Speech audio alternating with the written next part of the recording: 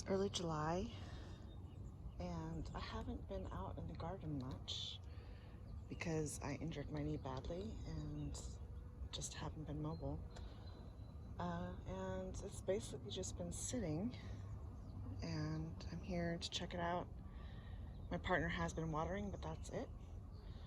And I can see just from a quick glance that the beds are completely full.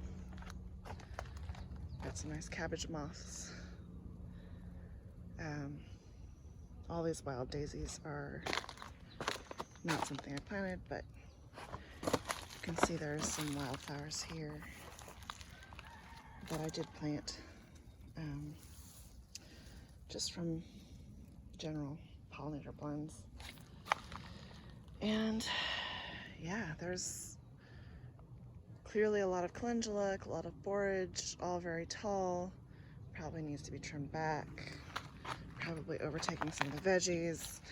You can see I've got some zucchini ready to harvest here. And I see I've got a nice little Minnesota midget melon. It looks like a kale, which I didn't plant, but kale's pretty easy to seed, and some basil growing here.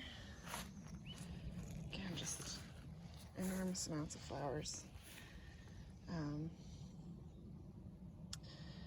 And I think I've said many times worried about those crooknecks.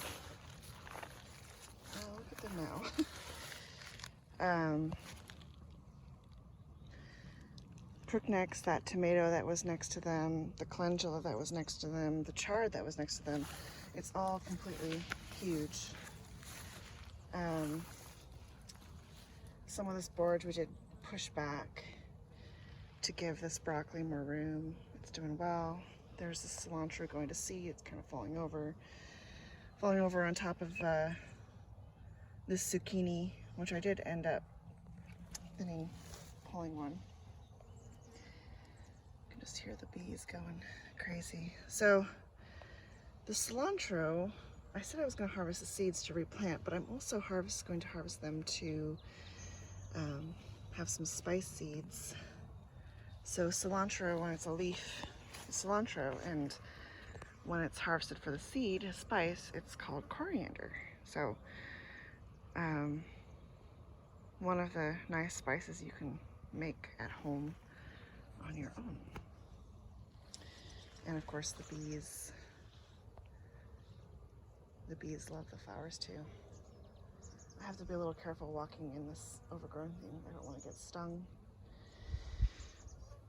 Not that they'd sting me on purpose, I just am not someone who does well with stings.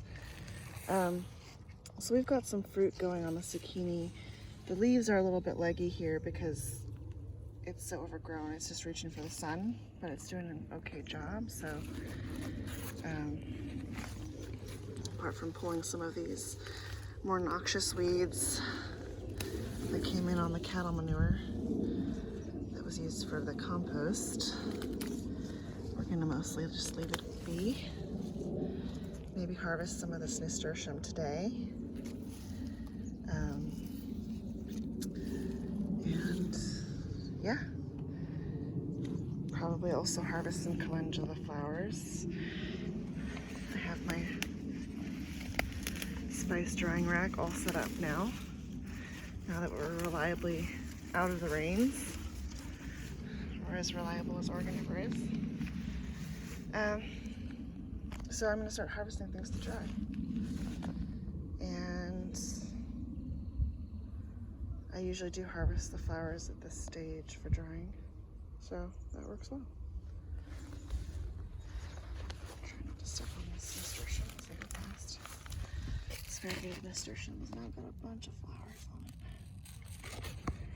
it. It must have just been a mixed-up seed from the seeds I got.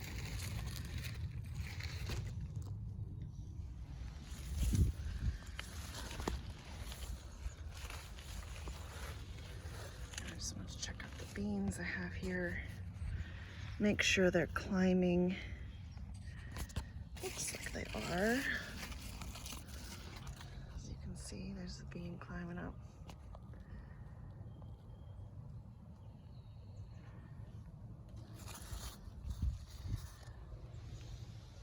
Looks pretty good.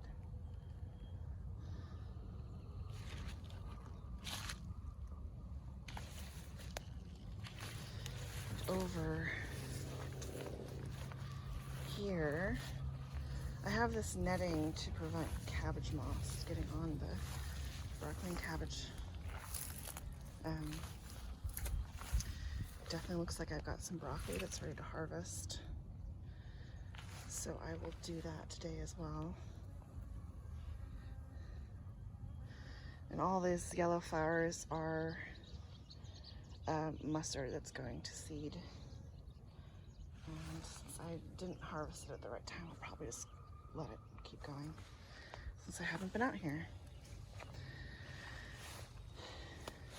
And this large zucchini here was that one that I rescued.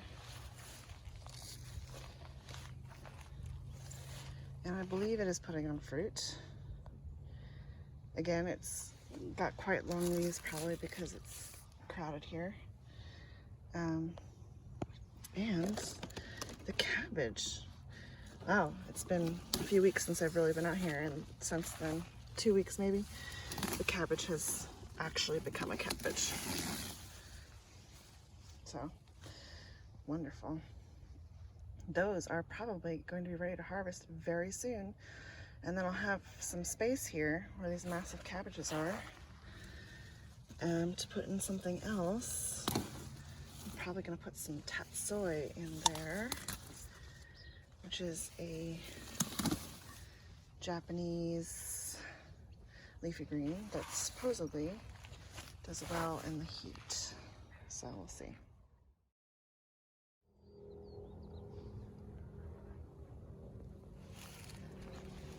So this is a tomato, and I did mention that I was going to quickly talk about tomatoes since they're a favorite of most gardeners.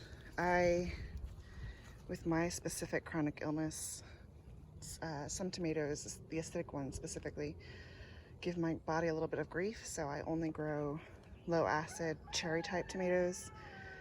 And most, I think all actually, cherry tomatoes are indeterminate, meaning they're more of a vining type tomato. And I don't remember what variety this is, it doesn't really matter. But a lot of people will tell you to heavily prune tomatoes, and I don't tend to do that. I think if you have determinate varieties, which is basically a bush variety tomato, it's a little bit more important. The main thing I do with tomatoes is trim any of the lower branches, if there are any that are pretty close to the ground. And it's actually not too bad down here. So I'm just gonna leave it alone for now. But a lot of people will tell you to prune off the suckers, and the suckers are just the branches that come out from a join here. So this is a sucker, and you can just break that off, trim it off. Even honestly, early in the season, if you want to propagate those, you can, and they will become a whole new tomato plant. I don't tend to do that. One, as you can see, this is more of a sprawling type tomato, and these suckers are where a lot of the fruiting bodies are going to come from. So we have some flowers starting here. So I don't tend to do that. They do get kind of wild and jungly, but I tend to get more fruit that way. And as long as it has enough light and it's not crowded, meaning it has a lot of air going through the leaves, you're not going to have a big problem with disease. As you can see, this is a pretty healthy plant. No issues with disease. The leaves are dark green. There's no aphids. And part of that is because I do a lot of companion planting. So the huge calendula you can see behind it there, and also right next to it a borage, are both companion plants for tomatoes that repel different pests.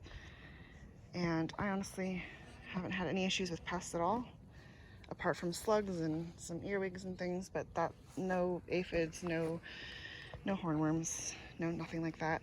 I'm gonna move this cilantro so it's leaning a different direction though, to give the bush beans and zucchini in here a little bit more light. But yeah, that's what I do with tomatoes, which is basically look at it, keep an eye on it, and don't stress. You don't need to do a lot of work pruning unless you want to, of course, but as long as the plant is healthy, you're still going to get quite a bit of fruit, especially with a cherry type tomato. Where I would recommend more input is if you want like really big slicer tomatoes, you want to thin the fruit potentially to get bigger tomatoes, and you want to prune a little bit more aggressively to get like a big tomato. But since I only grow cherry type tomatoes, that is not a concern.